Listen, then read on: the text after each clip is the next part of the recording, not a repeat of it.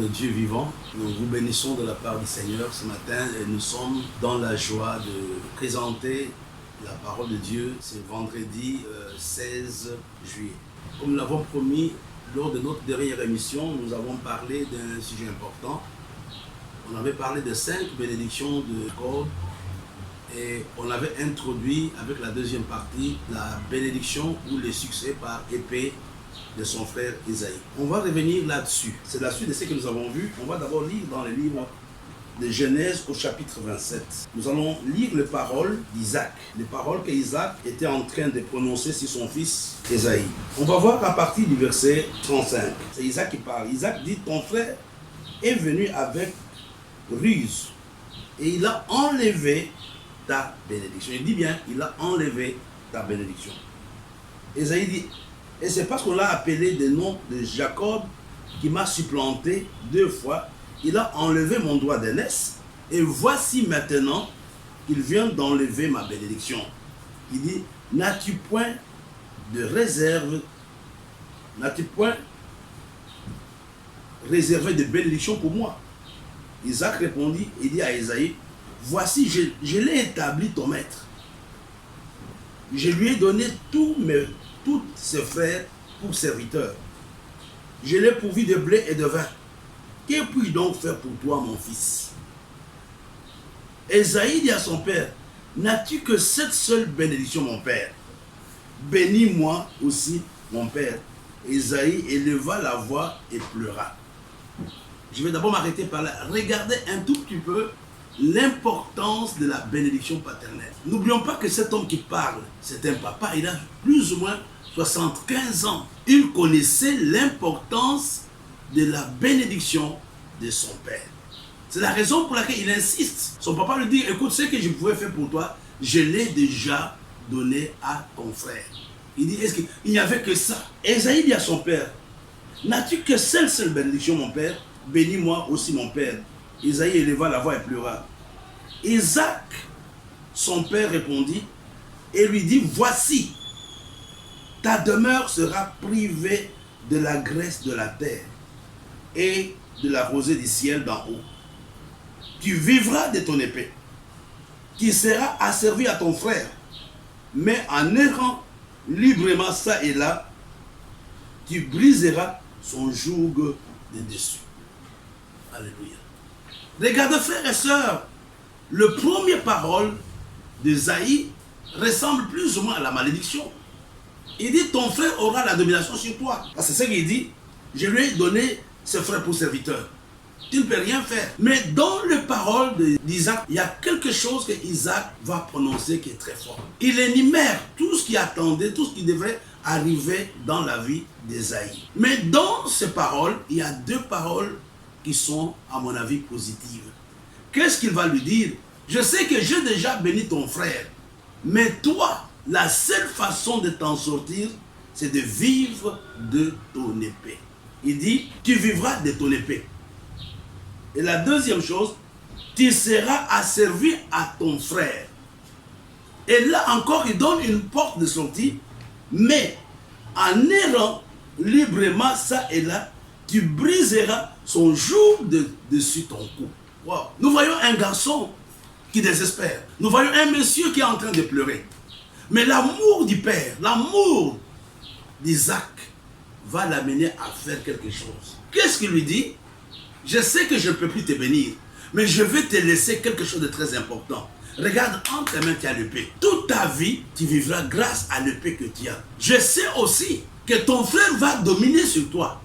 Mais quand tu vas bouger à gauche et à droite, tu vas quitter la domination de ton frère. Là, il n'y a qu'un père pour dire ça. Il n'y a qu'un papa pour dire cela. Pourquoi je parle de cela? Ici, ce sont ce que j'appelle personnellement le fondement du succès ou de la réussite. Il dit, c'est vrai, je ne peux pas te bénir, mais il y a des choses qui sont à ta portée. Il y a des informations que je vais te donner qui peuvent t'aider à réussir dans la vie. Je vais revenir là-dessus après. Regardons, allons ensemble dans le livre de Genèse au chapitre 33. Lors de la rencontre entre Jacob et son frère jumeau Isaïe, voilà ce qui va se passer. À partir du verset 8. Genèse chapitre 33, verset 8. Ésaïe dit, à quoi destines-tu tous ces camps que j'ai rencontrés? Et Jacob répondit, à trouver grâce aux yeux de mon Seigneur. Il l'appelle mon Seigneur.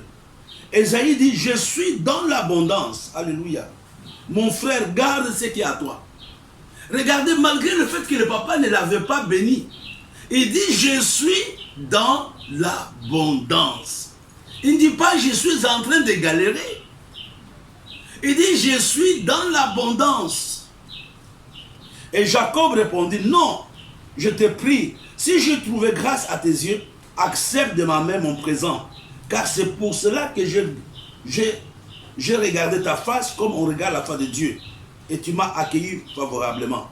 Accepte donc mon présent qui t'a été offert. Puisque Dieu m'a comblé de grâce et que je ne manque de rien auprès de lui, Ésaïe accepta. Ésaïe dit, partons maintenant. Je veux dire, mes frères et sœurs, que la bénédiction va au-delà de la possession matérielle. Et là, c'est très important. Regardez ici, vous allez comprendre un tout petit peu.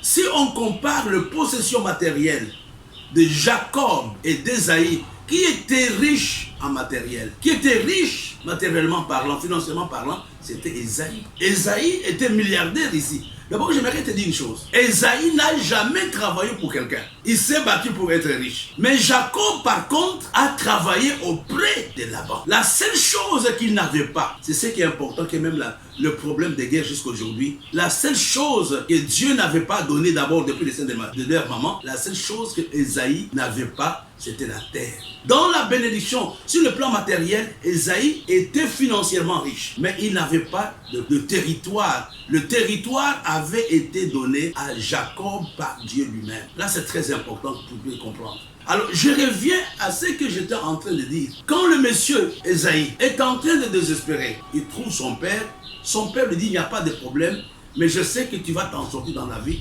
et il va lui donner ce que j'appelle les ingrédients de la prospérité ou du succès ou de la réussite.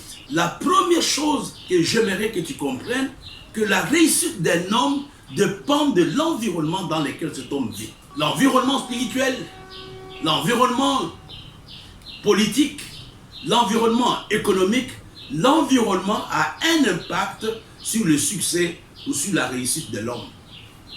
Et là encore, je voudrais t'ajouter quelque chose.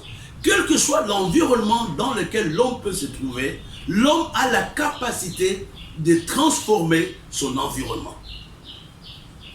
L'homme a le pouvoir de changer l'environnement dans lequel il se trouve. Il dit, écoute, le ciel sera fermé pour toi, la terre sera fermée pour toi, mais il faut que tu bouges. Il faut que tu bouges. Il faut que tu ailles à gauche, il faut que tu ailles à droite.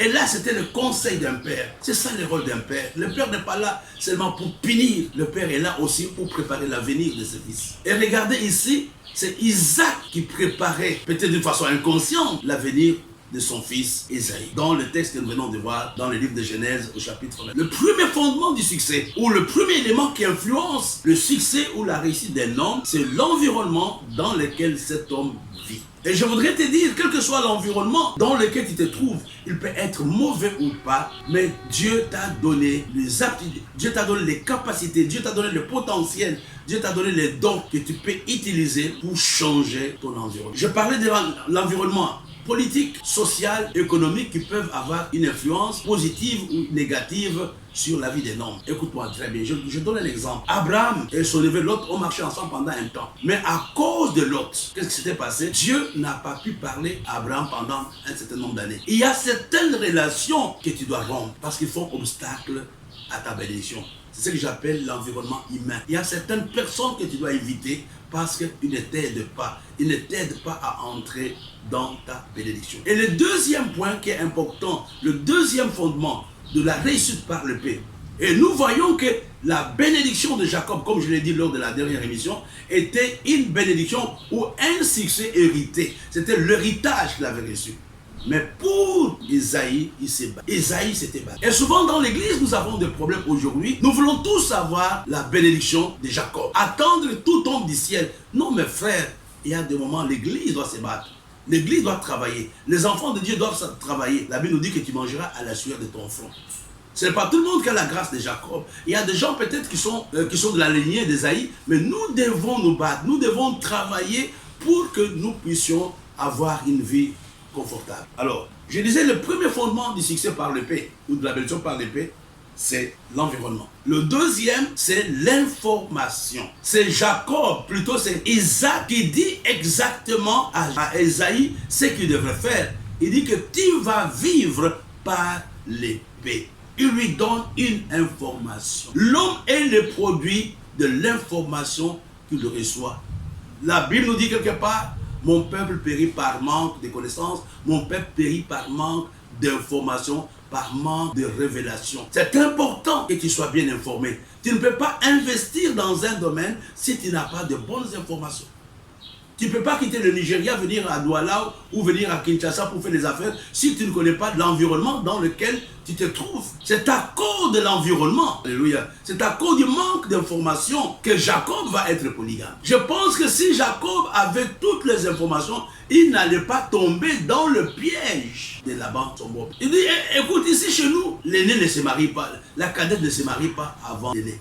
Qu'est-ce qui avait manqué à Jacob? C'était l'information. J'aimerais que Dieu, aujourd'hui, il y a des informations que nous pouvons avoir au travers de réseaux sociaux, il y a des informations que nous pouvons avoir à l'université, il y a des informations que nous pouvons avoir à cause des gens que nous fréquentons. Sois un bon autodidacte, sois informé pour que tu ailles. Sans une bonne information, tu ne peux pas changer ta façon de vivre. Sans une bonne information, tu seras toujours à la même place.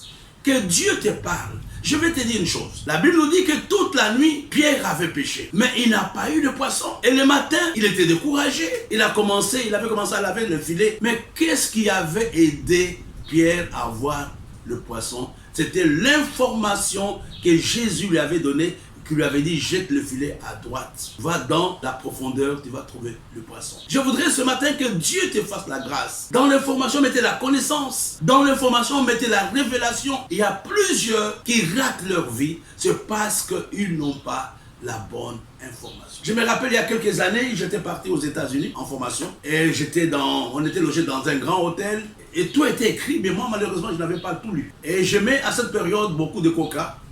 Et à l'hôtel, il y avait des distributeurs automatiques. Et chaque jour, je mettais l'argent, je mettais des pièces là-bas, l'essence, dans les distributeurs. Je prenais le coca tous les jours. Mais après un temps, je n'avais plus d'argent. Et je suis parti voir un ami qui venait d'Haïti, le révérend Emmanuel de Revoix. J'ai dit, écoute Emmanuel, donne-moi $10.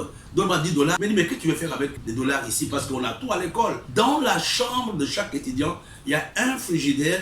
Et chaque matin, on met le frigidaire. On met le coca, tout ce que tu cherches est dans ton frigidaire. J'ai dit, mais c'est pas possible. Moi, je n'ai pas ça. Il m'a pris par la main. Nous sommes partis. C'était écrit. Et là, il y avait un frigidaire. Il fallait juste tirer les rideaux pour trouver le frigidaire. Et quand je suis parti demander à la réception, ils m'ont dit, mais on ne met plus chez toi parce que ça fait 3-4 semaines, tu ne bois pas. On a compris que tu étais un homme qui était sous régime. Regardez, je venais de dépenser beaucoup d'argent en 3 semaines à cause du manque de la bonne information. J'aimerais que Dieu te donne une bonne information. Quand tu n'as pas une bonne information sur le mariage, tu vas échouer. Quand tu n'as pas une bonne information dans le ministère, tu vas échouer. Quand tu n'as pas une bonne information dans le business, tu vas échouer. L'information est un facteur important dans le succès ou dans la réussite d'un homme. Avoir la bonne information. Isaac lui dit, tu réussiras grâce à l'épée. Ce matin, je voudrais t'encourager.